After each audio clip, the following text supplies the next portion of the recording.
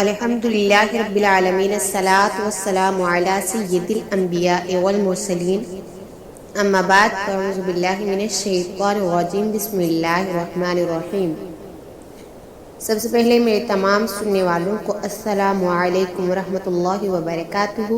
میری آج کی گفتگو کا موضوع ہے ایک بہت ہی حسین واقعہ جو نبی کریم صلی اللہ علیہ وآلہ وسلم کے منہ مبارک کا ہے۔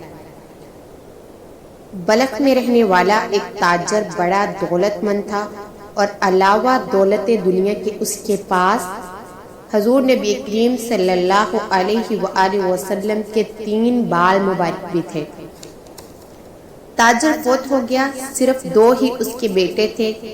آدھا مال اور ایک بال حضور نبی کریم صلی اللہ علیہ وآلہ وسلم کا ان میں تقسیم ہو گیا۔ اب تیسرے بال کا سوال آیا تو بڑے نے کہا اس کے 2 ٹکڑے کر دیتے ہیں، آدھا تو لے لے اور آدھا میں۔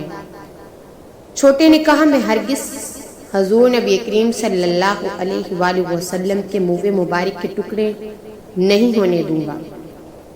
بڑے لالچی نے کہا اگر تجھے منہ مبارک سے اتنی ہی محبت ہے تو 3 بال تو لے لے اور ساری دنیا دولت مجھے دے دے۔ چھوٹے نے خوش ہو کر منظور کر لیا، اپنا حصہ بھی دولت دنیا کا اس کو دے دیا اور اس کے بدلے میں حضور نبی کریم صلی اللہ علیہ وآلہ وسلم کا منہ مبارک لے لیا۔ اب وہ روزانہ بالوں کی زیارت بھی کرتا اور کثرت سے درود پاک بھی پڑھتا۔ قدرت خداوندی سے بڑے کا مال گھٹنا شروع ہو گیا اور چھوٹے کے مال میں اضافہ ہونا شروع ہو گیا۔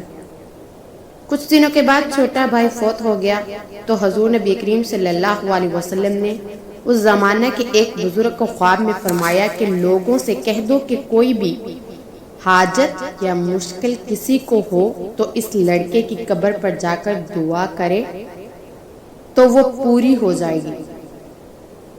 اس کے بعد لڑکے کے مزار کی بڑی عظمت ہو گئی، لوگ وہاں جانے لگے، یہاں تک کہ اتنی عزت اور توقیر اس مزار کی ہوئی کہ بڑے بڑے لوگ بھی اس مزار کے عدد کے پیش نظر سوار ہو کر نہیں گزرتے تھے بلکہ ادباً سواری سے اتر کر پیدل چل کر گزرتے تھے۔ اس واقعہ سے